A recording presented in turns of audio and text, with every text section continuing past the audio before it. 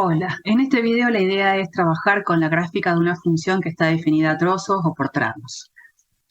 ¿Qué significa que una función esté definida a trozos o por tramos? Que a lo largo de todo su dominio, la función no tiene siempre la misma ley. Dependiendo en qué tramo del dominio estoy, la ley puede cambiar. Vamos a trabajar específicamente con un ejemplo, con el ejemplo de la función f definida de la siguiente manera.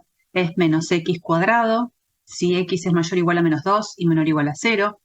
Es 1 sobre x, o está definida como 1 sobre x, si x es mayor que 0 y menor o igual a 2. Y está definida a partir de la ley x menos 3, si x es más grande que 2. Sobre esta función trataremos de identificar cómo corresponde el dominio, realizaremos la gráfica, identificaremos el conjunto imagen, analizaremos la paridad de la función y veremos los intervalos de crecimiento y de decrecimiento. Bueno, para trabajar con el dominio de la función, para identificarlo, en esta función en particular y la manera en la que la deberían hacer en cualquier otra similar es la siguiente. Siempre, para ver el dominio, prestemos atención a esta parte, que es en la que figuran para qué valores de x la función va a tener sentido ser calculada. Entonces, en este caso, yo me doy cuenta que si quiero identificar los valores de x para los cuales la función tiene sentido, diría, bueno, en principio me voy a manejar sobre el eje real con valores que van desde menos 2 hasta 0. Acá voy a tener una ley definida, ley que en este caso es menos x cuadrado. Para valores de x que sean más grandes que 0 y menores o iguales que 2, la ley que rige en este sector es 1 sobre x. Y para valores más grandes que 2, la ley que rige es x menos 3. En este simple dibujo puedo identificar que para todos estos valores de x la función va a estar definida, con lo cual el dominio de la función claramente es el intervalo cerrado de menos 2 a infinito. Bien, vamos a tratar de hacer la gráfica, entendiendo que yo tengo definido mi dominio en tres sectores, los tres sectores que recién decíamos, desde menos 2 hasta 0, desde 0 hasta 2 y desde 2 a infinito, sé que en cada uno de estos sectores yo voy a tener que hacer la gráfica de la función que tengo asignada. Para valores de x mayores o iguales que menos 2 y menores o iguales que 0, la gráfica que tengo que realizar es la gráfica de la función menos x al cuadrado. Si yo quiero hacer un croquis de la gráfica de la función,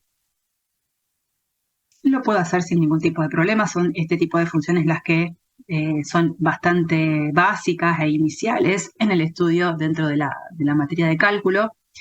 Es la función x cuadrado que en realidad se refleja sobre el eje x porque es menos x cuadrado. Entonces, si yo le tengo que hacer a la gráfica completa, tendría que hacer algo así, donde evidentemente la función evaluada en menos 2 es exactamente menos 4. La función en 0 es exactamente 0, porque yo lo que hago es reemplazar la ley de la función por el valor de x que le asigno, pero para la gráfica de la función f no tengo que hacer la gráfica completa. La gráfica completa de la función cuadrática sería así, ¿no? Yo solo necesito hacer la gráfica en el lugar que me interesa. Así que, para la gráfica de la función f, de toda esta parábola que acabo de realizar como gráfica, solamente me voy a quedar con este pedacito. Y el resto lo descarto. Bien, el resto no va a formar parte de lo que yo necesite hacer como la gráfica de la función. Así que eso lo saco, esto lo saco, este pedacito también ahí. Bien. Dentro de mi intervalo de trabajo, que es el 0,2, ahora tengo que hacer la gráfica de la función 1 sobre x.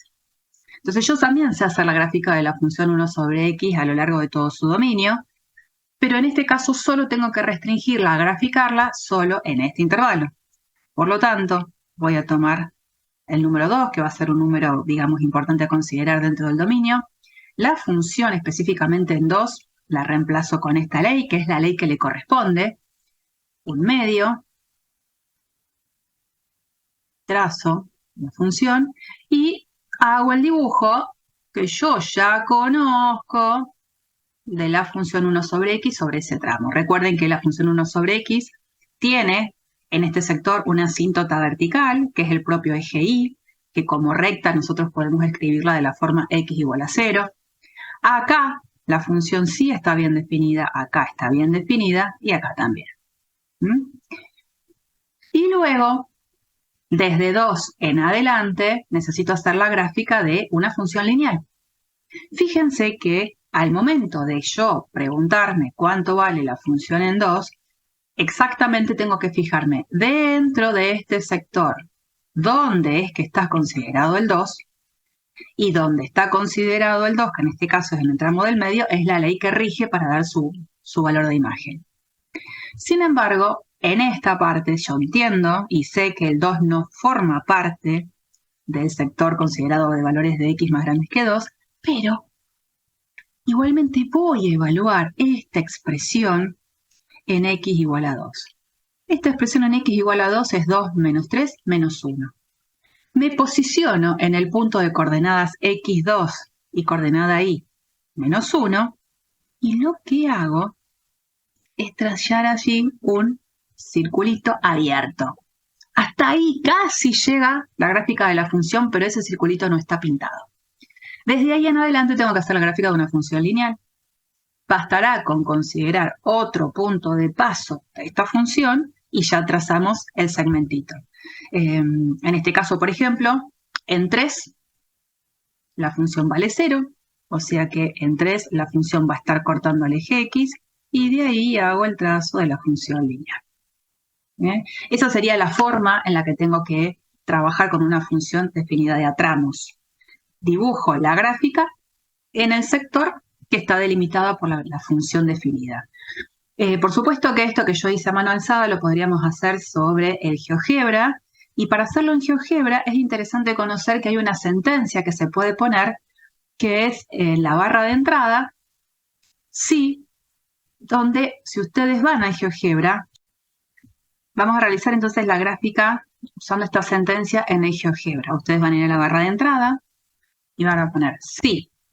El GeoGebra solo les brinda diferentes posibilidades. Las posibilidades que ustedes van a tener que elegir es esta, sí, condición, entonces, si no. En la condición lo que van a ir poniendo es el rango en el cual pertenece la variable la x, ¿no es cierto? Entonces vamos a poner menos 2, menor o igual, x, menor o igual que 0. En el rango de valores de x que va desde menos 2 hasta 0 incluido, la ley que rige es menos x al cuadrado.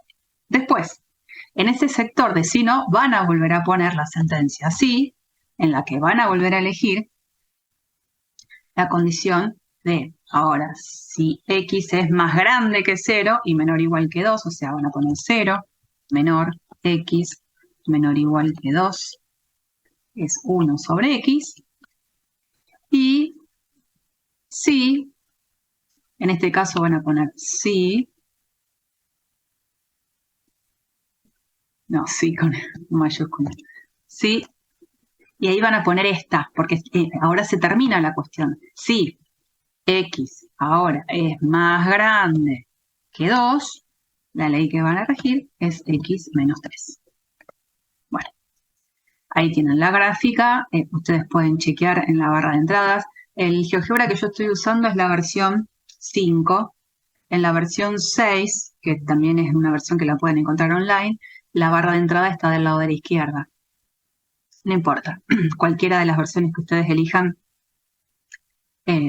la forma de incorporar lo que uno quiere que el GeoGebra haga es la misma.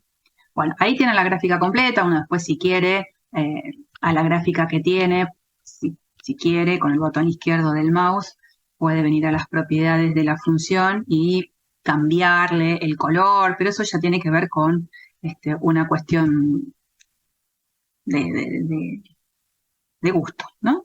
Bueno, muy bien. Una vez hecha la gráfica de la función, de la cual, para cuando ustedes tengan la posibilidad de ver el video, acá también ya la tienen escrita a toda esta sentencia, le incorporé al dibujo estos puntitos pintados que ustedes habrán visto que en GeoGebra no aparecen. Obviamente, si yo a GeoGebra le pido que evalúe la función en 0, pongo f en 0, GeoGebra me va a tirar el número que es 0, ¿pero por qué? Porque como sabe que el 0 está considerado en este rango de valores, la ley que va a usar es esta. Pero no me marca específicamente, por ejemplo acá, en 2, cuál es el valor de la función. Si yo quiero evaluar la función en 2, obviamente que GeoGebra lo que hace es calcularla con la ley que corresponde, que es la de la ley 1 sobre x, y no con esta, que es x menos 3. Entonces, habitualmente, nosotros, cuando brindamos la gráfica final, solemos poner estos puntitos a propósito bien indicados, en donde cada vez que uno pone un puntito pintado del color de la gráfica, quiere decir que ese es el punto que pertenece a la gráfica. Entonces, en este caso, en 2, cuando yo veo la gráfica de la función, tengo que entender que el punto que pertenece a la gráfica de la función es el punto 2, 1/2. Este punto no. Si pinto los dos, evidentemente no sería la gráfica de ninguna función. Bien, ya tenemos la gráfica de la función. ¿Qué es lo que habitualmente me piden cuando yo tengo la gráfica de una función? El conjunto imagen. Para el conjunto imagen, ustedes recuerdan que lo ven sobre lo que es el eje Y. Entonces es como pensar en cuáles son todos los valores de llegada de la función cuando voy cambiando todos los valores de entrada. En la gráfica, lo que se puede hacer es pensar como si yo estuviese aplastando o proyectando o viendo la sombra que se origina de la gráfica de la función sobre el eje Y. Entonces, en esa proyección, yo me doy cuenta que todos estos numeritos que están dentro del eje Y pueden ser vistos como la imagen de alguien. Por ejemplo, este numerito que es el menos 2, perdón, el 2, es la imagen de este numerito que anda por acá, que es el 1/2. Por ejemplo, el propio número 0, que está acá. Y bueno, el 0 es la imagen tanto del número menos 1 como del número 3. El número menos 2 también está en la imagen de la función porque trazo una recta horizontal y veo que cruzo la gráfica de la función en un punto. En este valor de x, yo lo que voy a tener es que la imagen me da menos 2. En este caso sería menos raíz de 2. Bueno, el conjunto imagen, entonces, es el intervalo cerrado de menos 3 a infinito, que es lo que nosotros habíamos señalado, marcadito acá con negro. Bien. ¿Qué otra cosa nos pedía el ejercicio? Que nos fijáramos si la función es par, impar o si no es ninguna de las dos.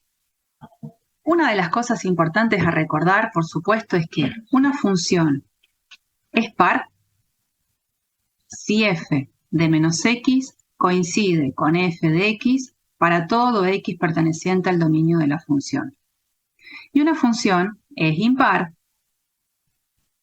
si f de menos x es igual al opuesto de f de x para todo x perteneciente al dominio de la función. A veces este menos se lo puede dejar del lado de la derecha o puede venir acá adelante, no importa. Ahora, importantísimo, para cualquiera de los dos tipos de funciones, yo tengo que tener la posibilidad de evaluar la función tanto en un número como en su opuesto.